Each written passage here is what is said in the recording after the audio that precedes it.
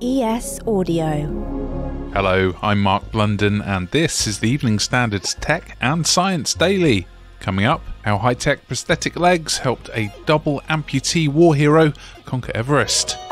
But first, consumer group Which is warning about the most convincing scams it's seen so far this year. Investigators say the bizarre-sounding pig-butchering romance scam tops the list, so called as fraudsters fatten up victims before conning them out of thousands of pounds with fake investments. There's also a growth in fake missing persons appeals that rely on large numbers of unwitting social media users giving credence to scams by liking and sharing.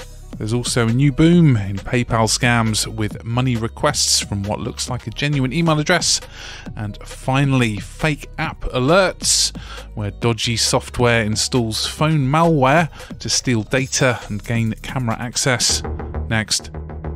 In an escalation of the computer chip war, now China's regulator claims products made by the US tech firm Micron Technology are a security risk. It means the American firm's products used in industrial and consumer goods will be banned from infrastructure projects in the world's second largest economy. The regulator, which is called Cyberspace Administration of China, claims Micron's equipment failed a security review, but the US firm says it will try to engage in discussions with the Chinese authorities. The dispute has seen Washington impose a series of sanctions against Beijing's chip manufacturing industry and invest billions of dollars to boost America's semiconductor sector. Now, flights to and from Sicily's port city of Catania have resumed after being grounded when nearby Mount Etna erupted. That's the sound of one local resident pouring water over his car windscreen to remove some of the ash that was caking the whole vehicle. The active volcano rained ash onto the airport's runways and planes on Sunday, halting all flights in and out of Catania and causing chaos for travellers. More than 50 flights were cancelled or diverted, with airspace in the region closed. The 3,330 metre high volcano can erupt several times a year, firing lava and ash high over the Mediterranean island, while the last major eruption was in 1992. A former British Army Gurkha soldier who lost both legs in a Taliban IED bomb attack in Afghanistan 13 years ago has reached the top of Mount Everest, making mountaineering history. Hari Buddha Magar, 43, has become the first double above-the-knee amputee to summit the world's tallest mountain. And from Everest, he explains his epic mission. Slowly, I gave up alcohol and, start doing these ventures and gave me confidence, and I started doing more and more, and finally I came to Everest. Buddha Magar, who wears high-tech prosthetics, and a team of Nepalese climbers led by ex-Gurkha and SAS troop leader Chris Thapa, took 11 days to reach the 29,000 feet peak. When I climb, I use different legs. We have installed heating socks to make it warm so that I don't lose any more limbs because I can't able to afford it to lose more. And for the, let's say, crampons, we designed the crampons that I call it the spider legs. And he explains his mindset to help conquer the mountain. One thing in army I learned is about momentum. Momentum is so powerful that if we lose the momentum, we lose the battle. So in army, there's one of the principles of the war. Simply, it doesn't really matter how slow you are moving, but you keep moving towards your goal. Next.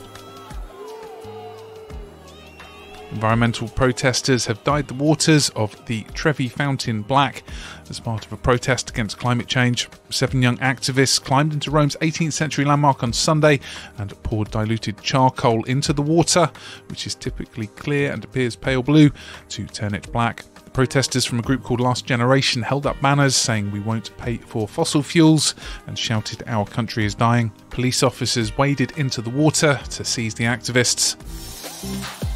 Let's go to the ads. Stay there for more news from the world of tech and science. Plus, the Welsh radio operator who heard the Titanic sinking in 1912 and then his tech helped find it over a century later. Why not hit rate and follow in the meantime? Welcome back.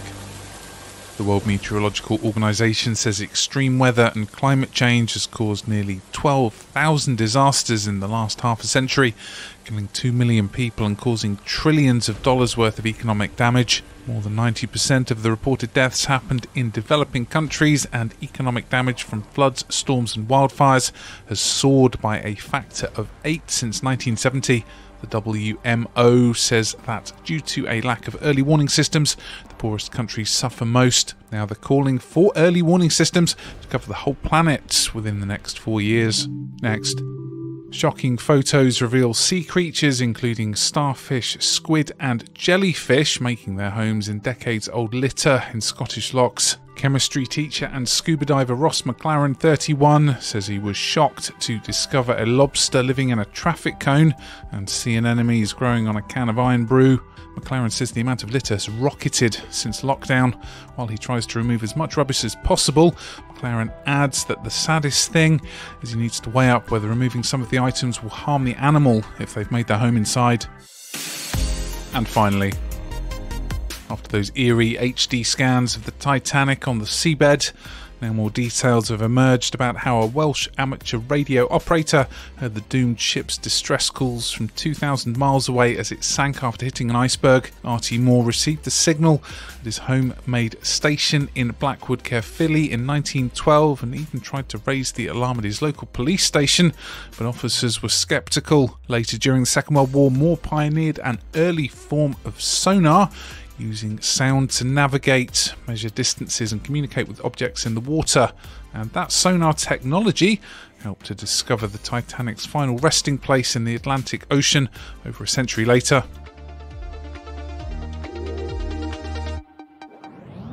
You're up to date. Come back at 4 p.m. for the Leader podcast to hear the latest news, interviews and analysis from the Evening Standard here in London. And we'll be back tomorrow at 1 p.m. See you then.